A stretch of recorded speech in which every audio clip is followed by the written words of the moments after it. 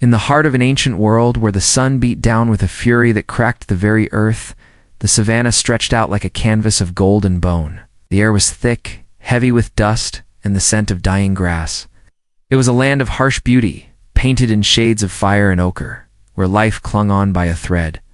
Through this shimmering, merciless landscape, a small band of 7 figures trudged, their bare feet blistered, their shoulders stooped under a weight heavier than any physical burden. It was the weight of thirst, of hunger, of fading hope. Among them was Ika. Her eyes, sharp and restless, were a stark contrast to the weary resignation that marked the faces of her companions.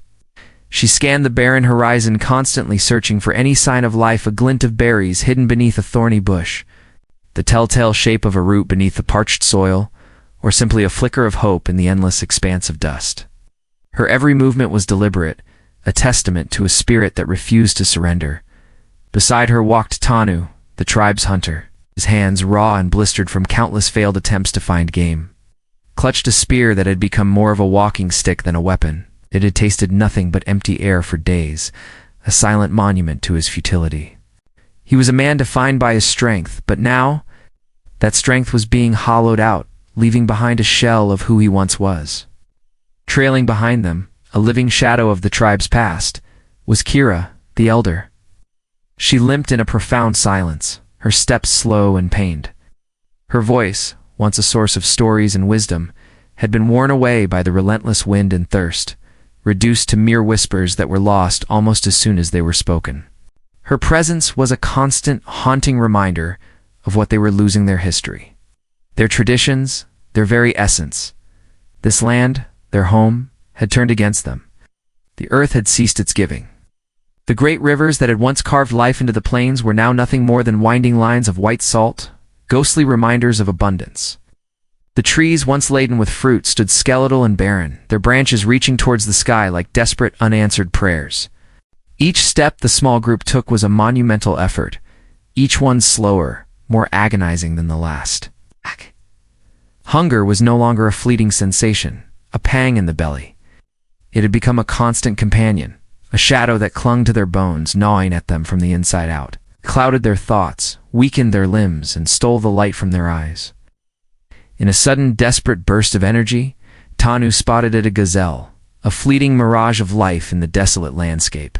With a guttural cry that was more instinct than thought, he hurled his spear. For a breathtaking moment, it soared through the air, a perfect arc of hope.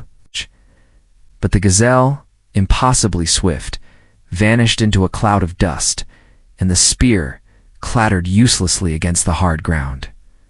Tanu didn't curse. He didn't shout in frustration. He simply stood there, his eyes hollow, staring at the spot where life had been, and now was not, as if the world itself had finally stopped answering his prayers.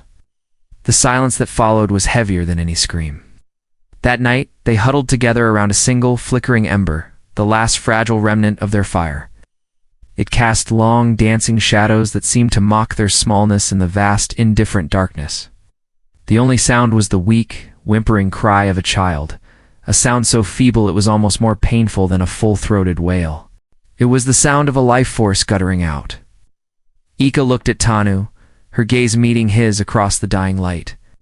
She saw the crushing weight of defeat in his eyes, the surrender of a man who felt he had failed his people. It was in that moment of shared despair that Kira, the silent elder, spoke.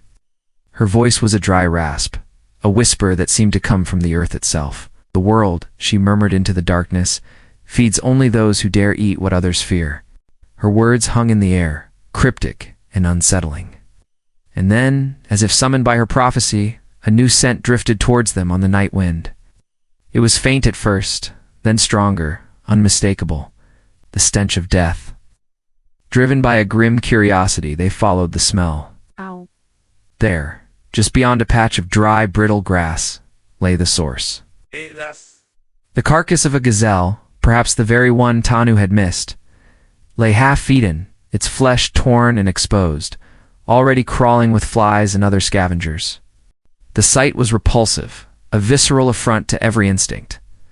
Ika's stomach churned, a wave of nausea washing over her.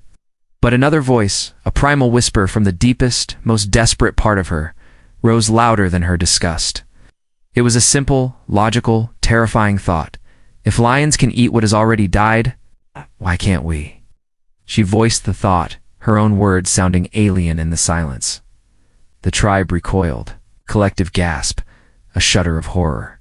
To eat the dead, to scavenge like the lowest of creatures, was a profound taboo. It was to invite the wrath of the spirits, to risk disease, madness, a punishment worse than starvation. The dead were sacred, they're passing a boundary not to be crossed. But Kira's voice, stronger now, cut through their terrified silence. The spirits, she declared, her eyes burning with an ancient fire, punish cowards more than they do the desperate. Her words were a challenge, a permission, a final, brutal truth. It was Ika who moved first. The others watched, holding their breath, their fear and hunger warring within them. She walked toward the carcass, each step an act of defiance against tradition, against fear, against her own revulsion. Trembling hands, she pulled a sharp flint shard from the small pouch at her waist. Kneeling beside the corpse, she scraped away a strip of dried, leathery flesh. The sound it made, a wet, tearing noise, was wrong, a violation of the natural order. For a long moment, she held the strip of meat in her hand. She looked up at the vast star-dusted sky, as if seeking a sign, an absolution that would not come.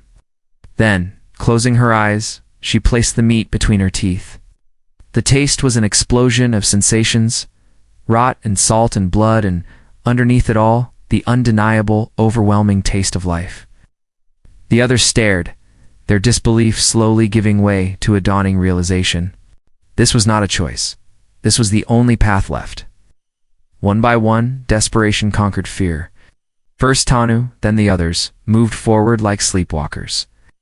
They tore at the carcass, their movements frantic, clumsy.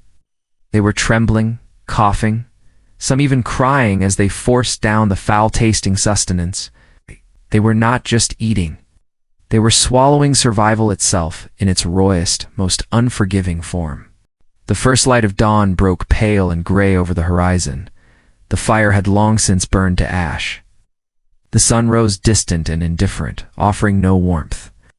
Tanu awoke with a violent shiver, doubling over and retching into the dust, his body rebelling against what his will had forced upon it. Ika sat beside him, her own body aching, her mind numb.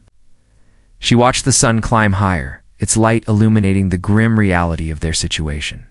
The gnawing emptiness in her stomach was gone, replaced by a cold knot of dread. Her eyes were hollow, reflecting a terrible knowledge.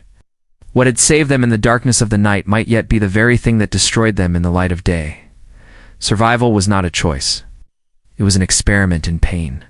The rain began as a whisper, soft and tentative, a gentle cleansing of dust from the heavy air. After weeks of relentless heat, the tribe turned their faces to the sky, a collective gesture of hope. Droplets landed on cracked lips, and mouths opened wide to catch the life-giving moisture.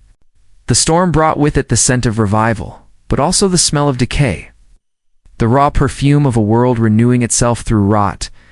They found refuge in a shallow cave, its stone walls stained black with the soot of forgotten fires. Their numbers had dwindled. The carrion feast, once a desperate salvation, had turned treacherous. 3 had fallen ill, their bodies racked with sickness. Ika sat beside Tanu, his fever burning with a ferocity that outmatched the embers they had once so carefully guarded.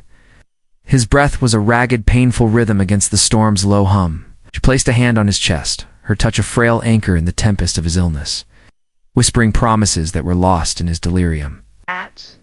That night, the world was torn open by light. A jagged bolt of lightning struck a solitary tree on the horizon. For a blinding moment, everything was white, followed by an explosion of orange and red. The branches of the tree writhed and crackled, consumed by dancing tongues of flame. A wave of primal fear sent the others scrambling deeper into the cave, but Ika remained transfixed. She felt the impossible heat on her face, watched as the fire devoured the wood, yet held the suffocating darkness at bay. In its wild, untamed dance, she saw not destruction, but a raw and formidable power. When the storm finally receded, leaving the world slick and clean, Ika made her move. She approached the smoldering tree and, with great effort, dragged a glowing branch back to their shelter. The others recoiled, their eyes wide with terror at this captured piece of the skyfire. But Ika was not afraid. She held her hands near it, and a strange, penetrating warmth seeped into her cold fingers. Hesitantly, the children crept closer, their curiosity overcoming their fear. That night, the fire became their new companion. Its flickering light a steady, comforting heartbeat in the immense darkness. Tanu thrashed in his fevered sleep, his murmurs a string of nonsensical sounds. It's an idea bold and terrifying, took root in Ika's mind. She took a strip of the remaining gazelle meat, the same tainted flesh that had poisoned their kin, and held it over the flame. The meat hissed and curled, releasing ribbons of smoke that smelled both sweet and bitter. She waited for it to cool, the scent of it new and strange, before pressing a small piece to Tanu's lips. He chewed weakly, his jaw barely moving. The tribe held its breath, and for the first time in days, he did not vomit. The food stayed down. At dawn, a quiet miracle occurred. Tanu sat up. He was pale, a ghost of his former self, but his eyes were clear. He was alive. The others stared at the piece of charred meat in Ika's hand, as if it were a sacred object. A silent understanding passed through the group. They began to mimic her actions, holding their own portions of meat to the fire, watching, waiting, and finally, tasting. The sickness did not return. The tribe ate, truly ate, and in that simple act of consuming cooked food, something ancient and fundamental shifted within them. A new chapter had begun. The days that followed were filled with returning strength. The fire became a teacher, its lessons extending far beyond warmth. They learned that cooked meat didn't spoil as quickly, that its smoke drove away the persistent flies and kept prowling beasts at a distance.